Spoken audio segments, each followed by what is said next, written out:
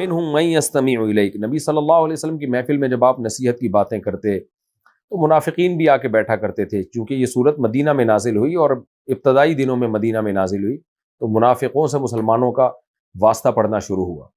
مکہ میں ایسا نہیں تھا، مکہ میں سارے مخلص لوگ تھے جو آپ کے پاس آ کے بیٹھا کرتے، یا تو کافر یا مخلص۔ اب کچھ بدبخت ایسے تھے جو تھے تو کافر لیکن نبی صلی اللہ علیہ وسلم کی محفل میں آ کے بیٹھتے، یہ آیتیں آپ سے سنتے، نصیحت سنتے، باہر آ کے مذاق اڑایا کرتے تھے۔ یہ ان بدبختوں سے پہلی دفعہ نبی صلی اللہ علیہ وسلم کو واسطہ پڑا تھا کہ ایسے لوگ بھی ہیں، میرے سامنے کچھ ہیں، باہر جا کے کچھ ہیں، کیونکہ فتوحات شروع ہو گئی تھی، بدر میں مسلمانوں کو فتح ہوئی اور اہل مدینہ نے تو نبی صلی اللہ علیہ وسلم کو خوش آمدید کہا، سردار بنا لیا نبی صلی اللہ علیہ وسلم کو، تو منافقوں کو اندازہ ہو گیا بھئی یہاں تو اس مسلمانوں کا سکہ چلے گا، تو وہ پینترے بدلتے تھے۔ تو اللہ نے ان منافقوں کا راز فاش کیا اس آیت میں کہ یہ بدبخت آپ کے سامنے آ کے بیٹھتے ہیں اور ایسے شو کرتے ہیں جیسے بہت غور سے آپ کی باتیں سن رہے ہیں، باہر جا کے آپ کا مذاق اڑاتے ہیں۔ وہ مذاق کیا اڑاتے ہیں؟ ماذا قال آنفا، مسلمانوں سے پوچھتے ہیں کیا کہا ہے بھائی ابھی محمد صلی اللہ علیہ وسلم نے، کیا بات چل رہی تھی، یعنی ہمیں تو پتہ ہی نہیں چلا۔ یعنی ان کو یہ شو کرتے ہیں کہ ہم ایسے ہی جا کے بیٹھتے ہیں، ہمیں سننا اننا نہیں ہوتا، یہ کوئی معاذ اللہ سننے کی باتیں نہیں ہیں، یہ تو اب ویسے ہی ہے۔ نبی کے سامنے نہیں کہتے، جو دوسرے مسلمان ہیں، اہل علم ہیں، ان کے سامنے یہ باتیں کر رہے ہوتے ہیں کہ ہمیں نہیں پتا کیا کہا ہے، یعنی ایک تمسخر کے طور پر کہ ہم تو بس بعض لوگوں کے سامنے تو اپنا راز فاش کر بھی دیا کرتے تھے نا کہ ہمیں کوئی سننے کا شوق نہیں ہے، لیکن جب بڑی محفل میں جاتے ہیں تو بڑے آداب سے اور تمیز سے آ کے بیٹھتے تھے۔ تو اس کی اللہ نے ان کی اس بات کا نبی سے تذکرہ کر دیا تاکہ آپ صلی اللہ علیہ وسلم ان سے ہوشیار رہیں۔ وَمِنْهُمْ مَن يَسْتَمِعُ إِلَيْكَ، ان میں سے کچھ ایسے ہیں جو آپ کی بات غور سے سنتے ہیں، یعنی ظاہراً کان لگا کے سنتے ہیں۔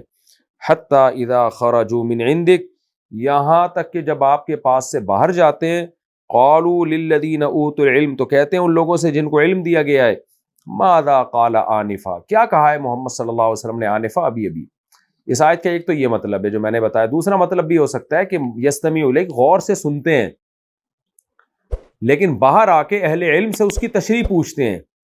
اہل علم کا تذکرہ اس لیے کہ بھائی حالانکہ نبی کی بات بہت آسان ہوتی ہے لیکن اہل علم سے پوچھ رہے ہوتے ہیں کہ کیا کہا ہے بھائی، ہمیں تو سمجھ میں نہیں آیا۔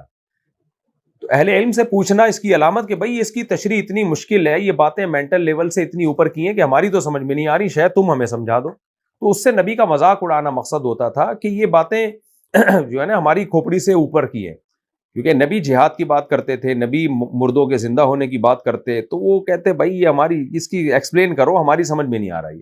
یہ بھی مطلب اس آیت کا ہے جو بیان کیا گیا ہے۔ تو دونوں مطلب ہیں، بعض دفعہ قرآن کی ایک آیت کے کئی مطلب نکلتے ہیں تو اللہ نے اس میں لچک رکھی ہوتی ہے، جس کا جو ذوق ہوتا ہے پھر اس حساب سے وہ مطلب اس کا لیتا ہے اور اس کو آگے بیان کرتا ہے، تو اس میں کوئی حرج نہیں ہے۔ تو اللہ فرماتے ہیں ان میں کچھ ایسے ہیں جو دھیان سے آپ کی بات سنتے ہیں، اذا خرجوا، لیکن دھیان سے سننے کا مقصد عمل کرنا نہیں ہوتا، مذاق اڑانا ہوتا ہے، شو یہ کرنا ہوتا ہے کہ ہم جیسے بہت دھیان سے، یعنی ہم آپ کے بڑے فرما بردار ہیں۔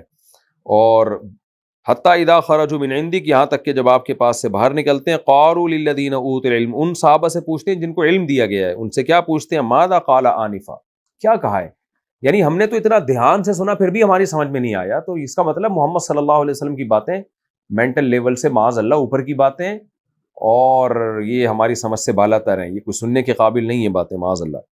اللہ فرماتے ہیں اولئک الذین طبع اللہ علی قلوبہم، یہ وہ لوگ ہیں جن کے دلوں پر اللہ نے مہر لگا دی کہ اتنی مبارک محفل میں بھی چونکہ سننے اور سمجھنے کی نیت سے نہیں بیٹھتے، مذاق اڑانے کی نیت سے بیٹھتے ہیں، تو ان کے دل پر مہر لگ گئی۔ تو اب یہ نبی کا قصور نہیں ہے کہ ان کی سمجھ میں نہیں آ رہا، یہ ان کے دلوں پر مہر ہے اس کا سبب کہ اتنی واضح نصیحت کی باتیں بھی اب ان کی سمجھ میں نہیں آ رہی ہیں۔ فرمایا وَاتَّبَعُوا أَهْوَاءَهُمْ، اور اس کا نتیجہ کیا نکلا کہ انہوں نے بھی اپنی خواہشات کی اتباع کی، جو کافر کرتا ہے، لیبل اسلام کا لگا ہوا ہے مگر اصل میں اپنی خواہشات کو فالو کر رہے ہیں۔ وَالَّذِينَ اهْتَدَوْا، اللہ فرماتے ہیں اس کے برخلاف صحابہ کرام ہیں جن کو ہدایت مل گئی، وَالَّذِينَ اهْتَدَوْا، اور وہ لوگ جن کو ہدایت مل گئی ہے، زادہم ہدا، وہ جب نبی کی محفل میں بیٹھتے ہیں تو ان کی ہدایت میں اور اضافہ ہوتا ہے، ان کا ایمان اور بڑھتا ہے۔ یعنی ایک ہی ہدایت ہے، ایک ہی پیغمبر ہے، ایک ہی جیسی باتیں ہیں، ایک کی گمراہی میں اضافہ ہو رہا ہے جس سے اس کے دلوں پر مہر لگ رہی ہے، اور ایک کی ہدایت میں اور زیادہ اضافہ ہو رہا ہے، ان کا ایمان اور زیادہ بڑھ رہا ہے۔ کیسی عجیب بات ہے، حقیقت بھی ایسے ہی ہے، یہ قرآن میں بھی ایسے ہی ہے. یضل بہ کثیرا ویہدی بہ کثیرا. اللہ کہتے ہیں اس قرآن کے ذریعے ہم بہت سو کو گمراہ کرتے ہیں اور بہت سو کو ہدایت دیتے ہیں. ایک ہی کلام ہے بھائی، کچھ گمراہ ہو رہے ہیں، ان کی گمراہی بڑھ رہی ہے، اور کچھ کو ہدایت مل رہی ہے اور ان کی ہدایت بڑھ رہی ہے.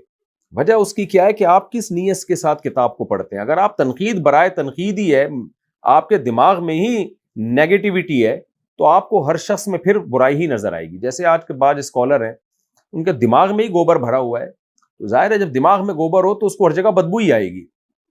تو نیوٹرل ہو کے تحقیق جو شخص کرے گا قرآن کی اور اسلام کی، وہ اسلام کی حقانیت اور قرآن کی حقانیت کا اور پیغمبر صلی اللہ علیہ وسلم کی حقانیت کا قائل ہو جائے گا.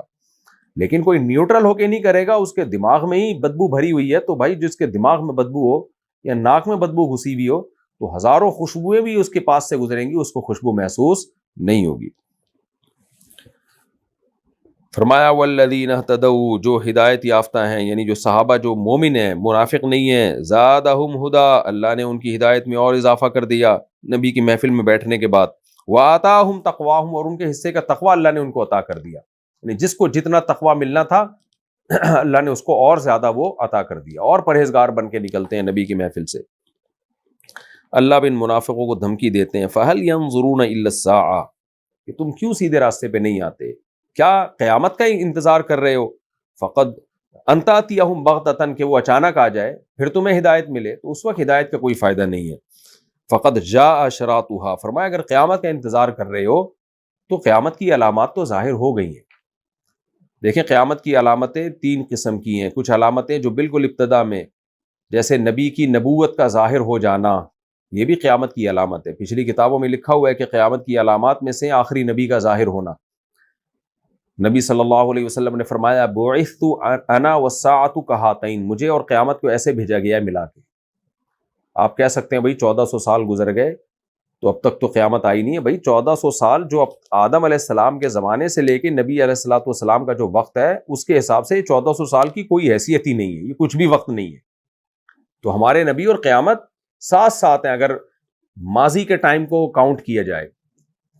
پہلے زمانے میں تو عمریں اتنی لمبی ہوتی، نوح علیہ السلام کی اکیلے کی عمر 1000 سال سے زیادہ تھی، 950 سال تو آپ کی تبلیغ میں لگے ہیں خالی صرف. تو اس سے اندازہ لگائیں کہ یہ 1500 سال کی کوئی حیثیت نہیں ہے.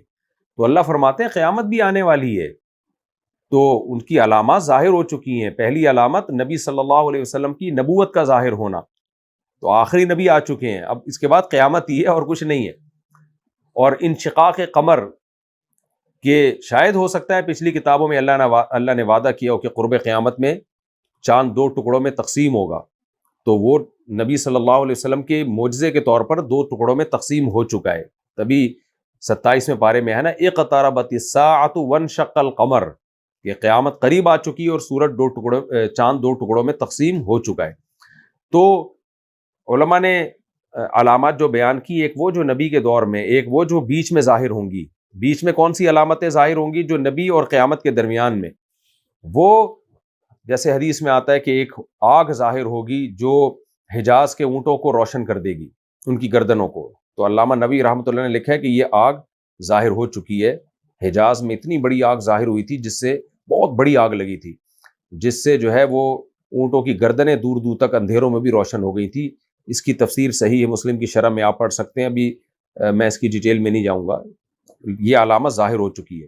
اور کچھ علامتیں ایسی ہیں جو بالکل قیامت کے ساتھ چپکی ہوئی ہوں گی، ان کے بہت تھوڑے عرصے کے بعد قیامت ہوگی.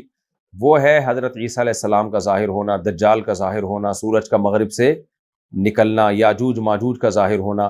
یہ علامتیں وہ ہیں جو بالکل اینڈ میں آئیں گی. تو اللہ تعالیٰ فرماتے ہیں فقد جاء اشراطها فأنى لهم اذا جاءتهم، پس کہاں سے ہوگی ان کے لیے اذا جاءتهم، جب یہ قیامت آ جائے گی، ذکراہم، ان کی نصیحت، یعنی پھر ان کی نصیحت ان کے لیے کوئی فائدہ مند نہیں ہوگی. پھر کیا فائدہ نصیحت حاصل کرنے کا؟ قیامت آنے کے بعد یا موت کے بعد توبہ قبول نہیں ہوتی. فَاعْلَمْ أَنَّهُ لَا إِلَٰهَ إِلَّا اللَّهُ، بس اے نبی آپ یقین رکھیے کہ اللہ کے سوا کوئی عبادت کے لائق نہیں ہے. کیا مطلب؟ یہ منافقوں کے یہ کام ہے جو یہ کرتے رہیں گے، اور قیامت آ کے حقیقی فیصلہ کر دے گی. دنیا میں آپ جو اسلام کا مقصد، سب سے اعلیٰ مقصد ہے، جو اسلام کا ہدف ہے، آپ نے اسی پہ قائم رہنا ہے. وہ کیا ہے؟ عقیدہ توحید، اور پھر اللہ کی فرما برداری اسی عقیدہ توحید کی بیس پہ، اللہ کی عبادت۔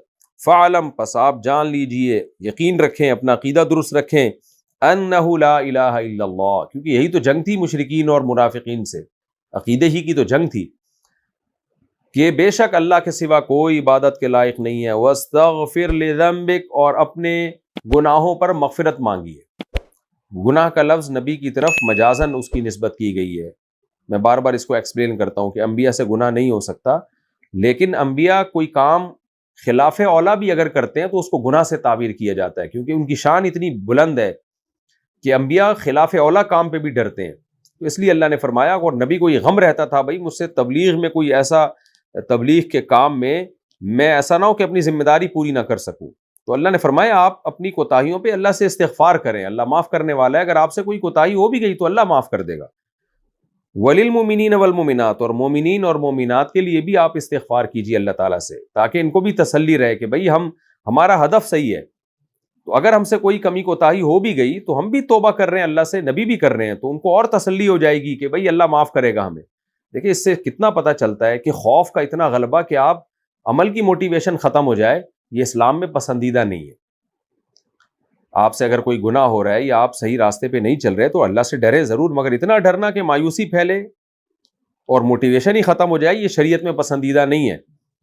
تبھی تو اللہ تسلیاں دیتا ہے، بھائی راستہ صحیح کرو، سمت صحیح رکھو، تو پھر اللہ تم سے مغفرت کے وعدے بھی کر رہا ہے، کمی کوتاہی ہوگی اللہ معاف کرے گا، اور نبی کو بھی اللہ تعالیٰ نے حکم دیا کہ مومنین کے لیے آپ مغفرت کی دعا کریں۔ اللہ نے ہمیں تسلی دی کہ فرشتے بھی تمہارے لیے مغفرت کی دعائیں کرتے ہیں، یہ صاف یہ بتانے کے لیے چھوٹی موٹی ہوتی رہیں گی، اور کبھی کبیرہ گناہ ہو جائے تو توبہ کرو اور راستہ صحیح رکھو۔ کافر کا تو راستہ ہی صحیح نہیں ہے، ٹریک ہی ٹھیک نہیں ہے اس کا۔ تو فرمایا وَلِلْمُؤْمِنِينَ وَالْمُؤْمِنَاتِ وَاللَّهُ يَعْلَمُ مُتَقَلَّبَكُمْ وَمَثْوَاكُمْ، اللہ تمہارے نکلنے کو، گھروں سے نکلنے کو، اور تمہارے دنیا میں سفر کرنے کو، ملازمت کے لیے آنے جانے کو، وَمَثْوَاكُمْ، اور تمہارے ٹھکانوں کو بھی، یہ سب جانتا ہے، مطلب اس کا علم کامل ہے۔ مقصد صرف یہ نہیں ہے کہ تمہارے گھر سے آنے کو اور گھر سے جانے کو جانتا ہے، یہ تو ایک محاورتاً کہا جاتا ہے کہ اس کو سب تمہارے بارے میں معلوم ہے، تمہارا ٹھکانہ کیا ہے اور تمہاری حرکات و سکنات کیا ہیں، متقلبکم حرکات، وہ سب جانتا ہے۔ تو اس لیے اس سے کوئی چیز مخفی نہیں ہے، لہذا اس کے راستے کو فوکس کرو، کمی کوتاہیاں ہو جائیں گی تو وہ معاف کرے گا۔